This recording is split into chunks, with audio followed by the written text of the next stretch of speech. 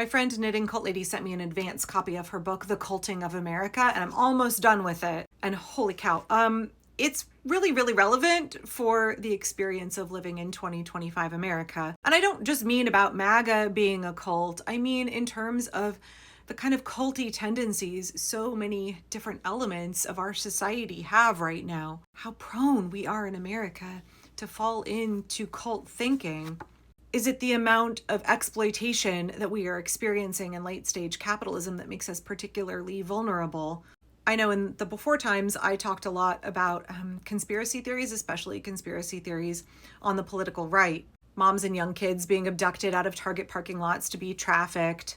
If there's a leaf on your windshield or a water bottle near your car, don't touch it because it'll be laced with something that will cause you to instantly pass out and you'll be abducted and trafficked. I covered a lot of that kind of stuff, like the rise of conspiracy theories and how they're used as a tool of social control, right? They're meant to make women in particular afraid of minorities, afraid of strangers, afraid of people out and about in the community. That's something that reinforces the patriarchy. That's something that empowers men to, one, enact violence against minorities because all minorities are a threat to their women and their children, but also it keeps white women in particular from allying with folks who are not white men. It makes us falsely fearful of folks who are not white men.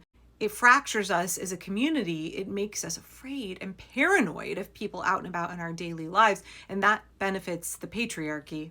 It also benefits white supremacy because, as I always love to say, white supremacy, the patriarchy, and capitalism are this nice little trifecta that's fucking all of us. They work together in concert to control all of us and to keep the super rich in power, to keep rich, wealthy white men in power. And so I've been thinking, as I've been reading through Daniela's book, like, why is it that we are at this moment where people are really prone to cults? Not that cults haven't always existed, but we're really prone to a lot of conspiracy thinking and a lot of cult-like thinking. And as I got to the end of the book here, there's this section, what about good cults? Are there good cults? And before I even started this passage, I was like, oh, this very much overlaps with the Crunchy Mom community and a number of folks in the unschooling community, two places that I've been in for many, many years, two communities that I'm part of, where they believe there are good conspiracy theories, right? Are there good cults? Are there good conspiracy theories? We live in a time of lots of culty thinking and lots of conspiracy theory thinking. Can any of that be beneficial? Is any of that good for us and for society? And in these kind of Crunchy Mom groups, and I had to leave some of the radical unschooler groups. In some of these unschooler groups, they don't actually call them conspiracy theories. They just call them theories. They want to destigmatize conspiracy theories and just say, these are theories, as if they're legitimate scientific theories. I mean, we're talking like ancient aliens, anti-Semitic shit. We're talking like Great Replacement shit. When I say that there are places in the unschooler community and the Crunchy Mom community that function as alt-right pipelines, do you understand what I mean? Trying to normalize and rationalize conspiracies as just like theory. We're just talking about these theories.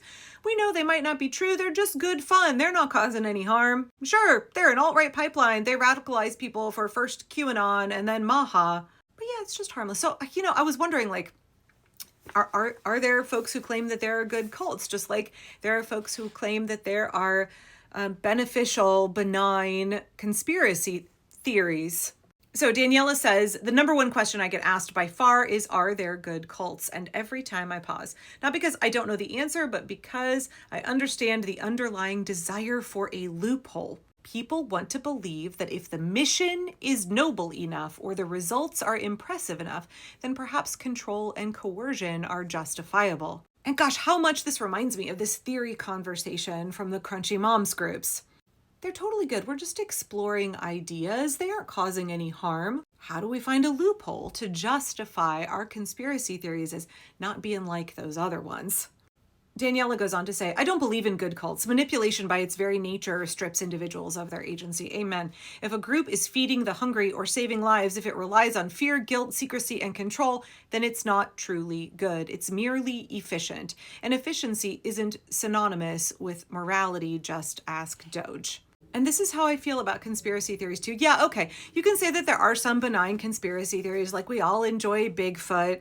Okay, but like, Are cryptids even really conspiracy theories? Because when Daniela says manipulation by its very nature strips individuals of their agency, the point of conspiracy theories is to control your thinking, to create anxiety and paranoia that then controls your behavior. They're also about reinforcing white supremacy, the patriarchy, and capitalism. So even if you think your theory is harmless, what's the end goal of it? What's the end goal? Because I have watched an awful lot of those benign theories be the siphon that starts to suck somebody down the alt-right pipeline. I found this next part really interesting. What's particularly telling is that it's mostly men who pose the question about good cults. This pattern reveals a deeply ingrained patriarchal belief that power structures are neutral and can be flipped or rebranded to serve benevolent purposes. It suggests that the issue isn't with the existence of control, but with who wields it. This mindset overlooks the fundamental problem. Any system built on coercion and manipulation is inherently flawed, regardless of the intentions of those in charge. True leadership doesn't seek to control, but to empower without strings attached.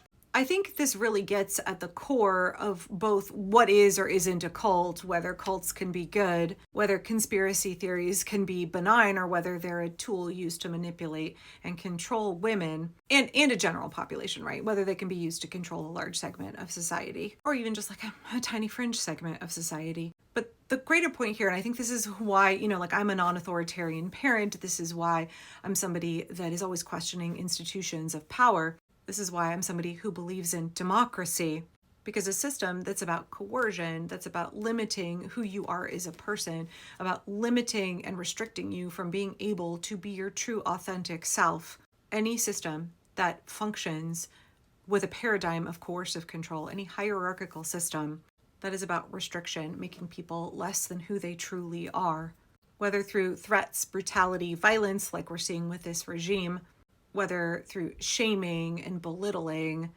like we see with so much American parenting, and also religion, whether through strict sets of rules or more loose, nebulous forms of control like conspiracy theories that manipulate your emotions, control you through your emotions by elevating fear and anxiety to create a desired outcome, a desired set of behaviors, a desired loyalty to a certain group and a desired fear of another group.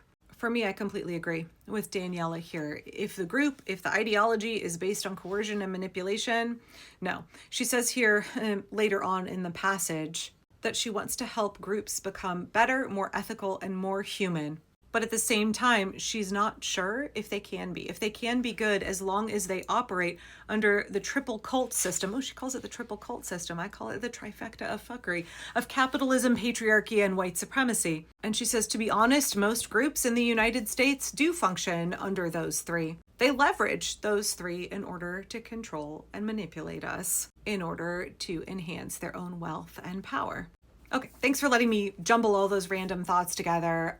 This is a great book. I have like 15 pages left. I'm almost done, and then I'll do a book review. I highly recommend it. I think Daniela has almost finished recording the audiobook version, and I believe that the book is out in January, but that you can go ahead and pre-order it now.